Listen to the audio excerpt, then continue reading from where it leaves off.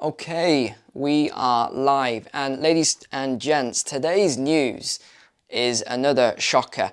I've printed off some stuff to go over today for both the UK and the USA, and this is all around these reports that have just been released, which are absolutely outrageous. I just cannot believe what has been announced. So we're going to be talking about these shocking statistics that have just been released in regards to the ongoing food crisis. Now, you remember we've been talking about this for about 3 years now, how there was a lot of breakdowns in food and supply chains, and how the cost of living would go up and food inflation would go up, and how it would disproportionately affect the developing nations, but also people in the lowest incomes in Western nations. So I just wrote a quick sort of intro for you so you understand what the video is about. As winter nears, the effect of food inflation is set to intensify, especially for a new section of the middle class who hadn't yet been squeezed with other groups last year. So recall in the previous winter then, the situation this year is forecast to be more severe, especially the UK, because the food banks are already stretched thin and winter hasn't even set in yet.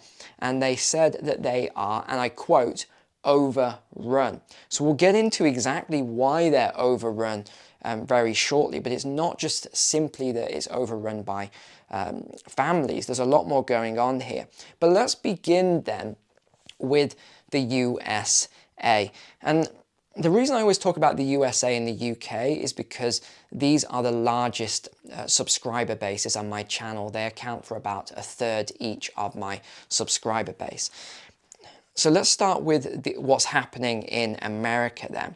Food inflation is crushing millions of low-income Americans. So the rising food inflation has become so severe that it's squeezing people that weren't getting squeezed before. And I was watching some of these on the street interviews this week, and there was a couple that were quite interesting. I paused and sort of made a note of what one guy said. So the sort of generic thing around it was the average person on the street is baffled by just how tight their finances have become in the last year, and they can't understand where their money has gone. So there was this one guy that was interviewed, and they were asking him about inflation, how his budget is, and all these other things. And he says, and I quote, "I just can't figure out where my money has gone. I know inflation is only 5%. He's obviously quoting what he sees on the media, which we know is not accurate. "But I used to save 20% of my monthly paycheck. Now there's nothing left over to go to savings, and I'm even going into debt now." So this is the average person that they keep making, when they're questioned or interviews and things like that, they look at the inflation number and they say, oh, 5% or whatever it is for your certain country. And then they say, well, I used to be saving 10%, 20% of my paycheck. Now I'm going into debt every month. I'm going to have to move house. I'm downgrading my living. And people haven't seemed to have connected the dots yet. They can't actually see what's going on. Drop a comment below if you know people like this, either friends or family. I'd love to know if you're seeing the same pattern that I'm seeing on the media and the sort of on the street interviews. Now, the reason food security is so important and why I touch upon it occasionally is because a full stomach is crucial for civil cohesion. We know what happens, and you know the old quote, what was it, 1906, society's only 6 meals, I think it was 9 meals back then. Today they say 6 meals, but 9 meals away from absolute anarchy and chaos. Now they say it's 6 meals because people aren't used to ever going without food. Now, this change, the numbers are quite staggering here for the US, because I found this statistic and it said the recent food price increases account for about 11% of a middle class to an upper class annual household budget. So that's what these increases are taken out of the budget. However, when you actually scale this to a lower income bracket, that increases, it jumps to 31% of their entire annual income. And that sort of explains why the food bank lines are so big and why the food banks are completely overrun and they can't keep up with demand at the moment. Now, the other thing we talked about a while back were the SNAP benefits. So these are US food benefits. There was also an inadequate rise in Social Security, failing to keep pace with the inflation. And over 42, I didn't even know this statistic, over 42 million Americans rely on SNAP and 66 million rely on Social Security out of a population of 340 million. So that's 20% in the wealthiest country in the world. And don't worry, we're going to come on to the UK very shortly. But I just thought that was staggering. 20% are now reliant on these programs. Food charities state an explosive increase in demand year on year. So there's an actual, if you look at the chart, there's a pattern of this going through. Now there's a massive political divide as well on the solutions here. So I was looking at what each, the Democrats and the Republicans were proposing. So the Democrats advocate for increased government spending to provide more handouts versus, and I'm using that word handouts by the way, versus the Republicans proposing spending cuts and tax reductions to curb inflation, which they say will solve the problem in and of itself. So please drop in the comments, which of these do you think, right, is the better option? Do you think what the Democrats are talking about, increasing the debt level and giving out more handouts, or do you think what the Republicans are proposing, or do you think something else? Is there something in the middle? Do you think there's a better process? Drop a comment below. Now, the irony to me of all of this is that the USA is the wealthiest country on earth. And a lot of people say it's the wealthiest country to have ever existed in the history of the planet. Well, kind of. It depends how you measure it. If you're just looking at numbers and dollars, etc., then yeah, you could say that. But here's the thing. They have got, and I was looking at the crises going on right now. The citizens are facing a food and accommodation crisis, combined with a drugs, mental health, and homelessness epidemic. Yeah, the government of the US is spending tens of billions, it's probably over 100 billion by this point, of taxpayer dollars on all these different initiatives. You know, the climate stuff, stopping fossil fuels, the war in Ukraine, the conflict now surrounding Israel. The amount of money that's going to be sent there is also going to be in the tens of billions by the looks of things. There's also all these proxy wars around the world. So they can't find millions, which is what it takes, millions or tens of millions to feed the citizens, house the homeless, take care of these mental health problems, the drugs problems, provide heating to homes. They can't do any of this stuff, but they can send all that money. It doesn't make any sense. And I think this is why we're seeing this breakdown in public trust into the government and the media, because the media just spirals it, makes it even worse. So I pulled up a couple of stats from 2022 then, and this was from the CFAP, which is the Charitable Food Assistance Participation around Feeding America. So in 2022, it was approximately 49 million people, or 1 in 6, which is in the title of this video, received charitable food assistance. Now it's more than that. I wanted to be conservative in talking about these numbers because it was 1 in 6 before. I think it's probably 1 in 5, or at least it will be after this winter, which means 20%, which falls in line with SNAP and Social Security, etc.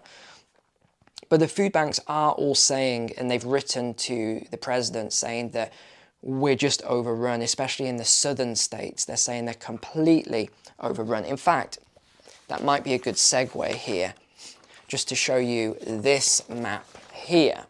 And you can see from the yellow all the way to the red, and this shows the severity by state. It is absolutely crazy. This is the food insecurity rate as well. This is, I'll tell you what food insecurity means in a moment. A lot of people don't understand the concept of food insecurity. This isn't just, I'm hungry. This is a lot more severe than that. And you can see, I mean, look at, and they're calling, you can see it's the southern states and all the challenges there with the southern states.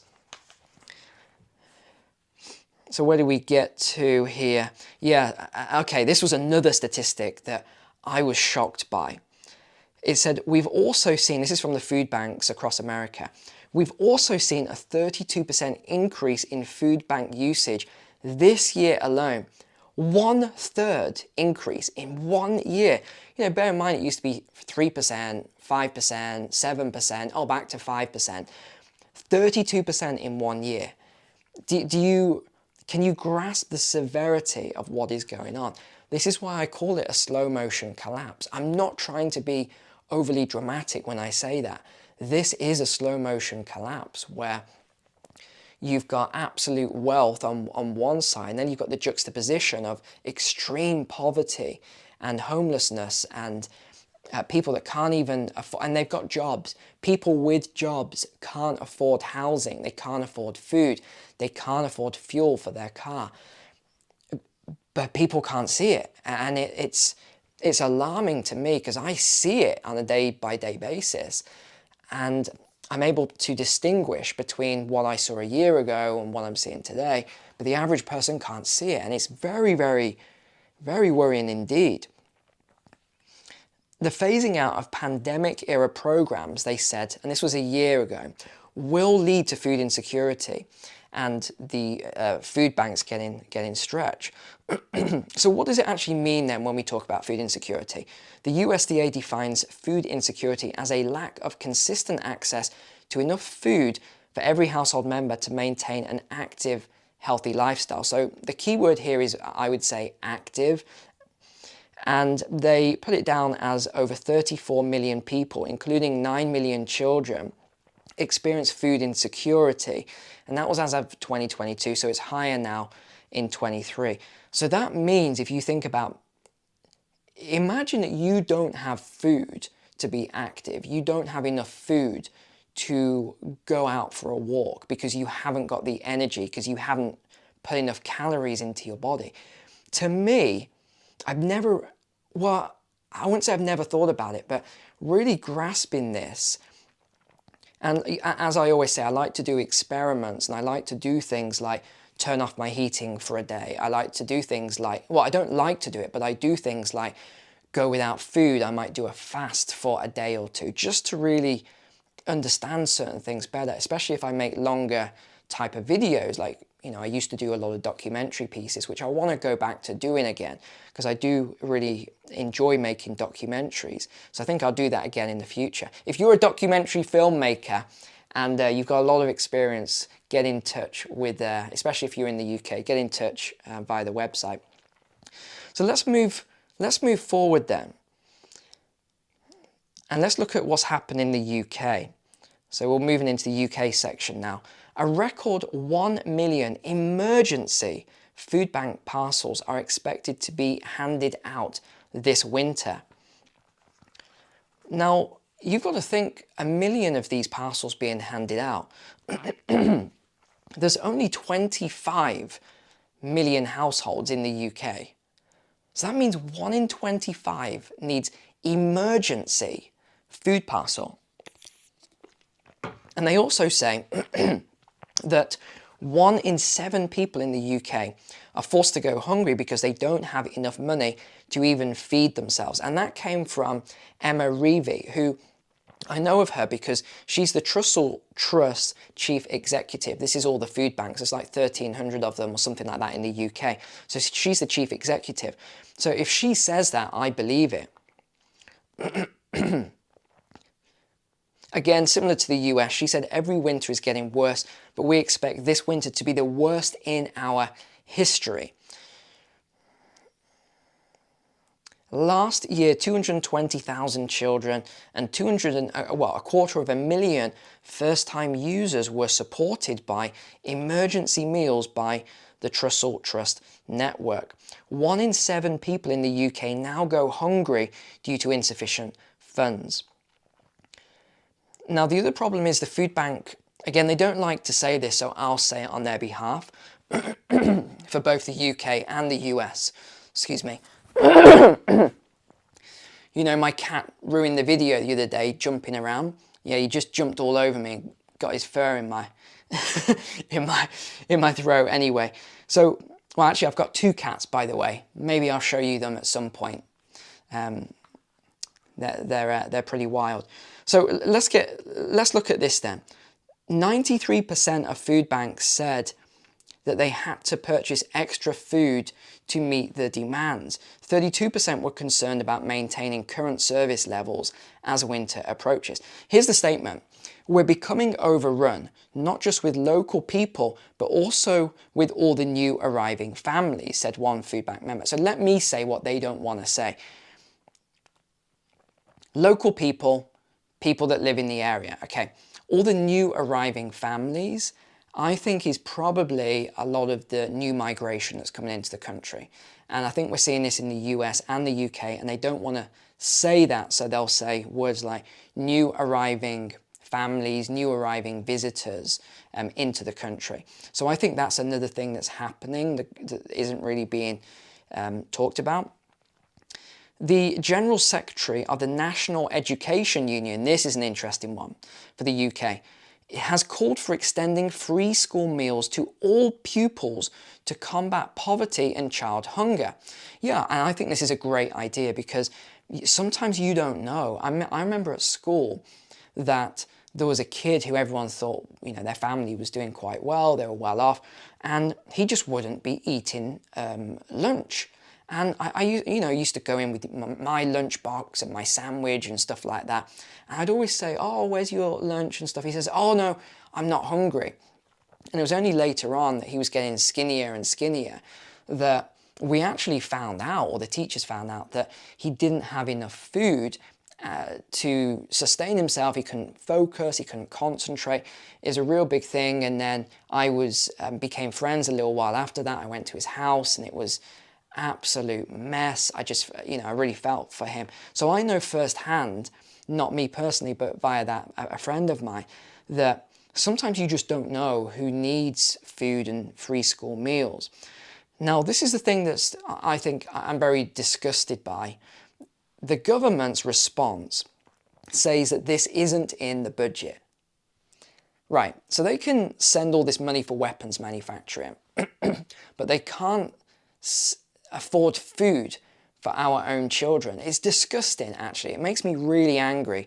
So I'm going to move off this point. However, the government did say that even though there's no money for it, they will look at it for this budget or the next or whatever. Yeah, they're probably not going to do anything. So despite being the world's 6th largest economy, the UK citizens are suffering the most. I don't know what they mean by that. I don't know most among who. Over 60% of UK households have experienced a fall in disposable income compared to a year earlier. Consumer price inflation was at a 41-year high in October last year, and food inflation at 13.6%. Now, one point I just want to make as well on that is I've been trying to get it across and explain to people, and I keep getting all this sort of negative comments and stuff where I've been talking about this massive food problem that there is. There is a global food shortage, but people keep leaving comments, or people keep saying, well, I don't see any food shortage, Neil. The supermarket's stocked up and all this sort of stuff. That's not how you see a food shortage. What you see is that the food, rather than going to the developing nations and the nations in between, the wealthier nations buy that food up from wherever it's grown or manufactured, a lot of food these days. So what's happening is into the UK, the US, other Western countries, we are buying that food. I won't go as far as to say we're stealing that food from these other nations, but I mean, drop a comment, what do you think to that? But we are buying the food that would have otherwise gone elsewhere.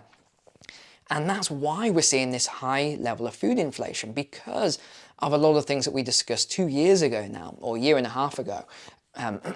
Fertilizer, fuel, all of these things that you need to actually create food, to deliver food. There's a lot of problems going on with the food supply, but it's not being talked about, and people just don't realize what is going on. We are in the midst of a massive food crisis. You just can't see it. because it's being reflected by higher prices. But just be aware of this. I know I've talked about it before, but just be aware of it. Be very careful about all of this. So let's just wrap up with a couple more points then. 1 in 3 British adults plan to dramatically reduce their Christmas spending this year. So that's 1 in 3 families are going to cut right back to the bare minimum for Christmas. And so again, there was an interview, there was a survey, and they wanted to know how bad it is for a lot of people, and it's really, really bad. And a lot of people said that this winter will be worse than last year, and that they're going to have a choice between do they heat their home or do they eat. But actually it's worse than that, because some of the families that were in that situation last year, and pensioners as well, and older people, they're past that point now. You see, that was the choice last year, heat or eat. And you remember the warm centres that we talked about? Well, there were actually 500,000 people, and this is the lower end, this is the government statistics. 500,000 people visited warm centres last year during winter. However, an independent study said it was actually 2.5 million people that visited these warm centres. So they are church halls, libraries, these sort of things where the heating would be put on so people could get warm. It just seems crazy to me that I'm even talking about this. The UK, the 6th wealthiest, richest nation on the planet, and yet look at what has happened. Look at what is happening. It is again a slow motion collapse. Emergency services also released a statement saying they're expecting a lot more deaths this year, and to look over your neighbours and relatives, especially because we know that people are going to be turning off their heating. People are not going to be eating properly. So, okay, let's look at another thing then. How can you help? How can I help? Well, I'm already doing what I can do, and I've been working with food banks for years and years and years, so I'm continuing to do that. I've actually ramped that up this week when I found out these new statistics, because I get the reports and things like that. Now, if you're in the UK, there's an app. There's one for the US, there's one for the UK. If you're in the UK, there's an app called Donation Genie, or you can donate at your local supermarket. You know, they put those big baskets out. You can actually, you know, as you're going around, maybe buy an extra packet of pasta, an extra few tins of vegetables. You know, if everyone does that, it will really alleviate this problem. I don't think it's going to solve the problem, because I think this is a government problem that's getting worse, but at least it will help to alleviate. You know, and I think that's an important thing that we can all do in society to help our fellow man and woman. And in the US, there's an app called Food Bank, all one word, or Meal Connect, and that's how you connect with local food banks, things like that. So there are things that we can do. We can also help our neighbours. We can help our relatives. This is another thing that my wife and I do, because we're aware of people who are vulnerable in our society, who don't want to tell other people that they are, but it's obvious that they are. So there are things that we can all do, and I think if we sort of just stick together through this, we'll help a lot more people to get through this. So I just want to say thank you to all of you as subscribers as well. God bless you, God bless your families, and I'll see you tomorrow for your favorite video of the week, which we haven't done for a little while because I've been away, but it will be the Friday walk and talk. So I'll see you then. Take care.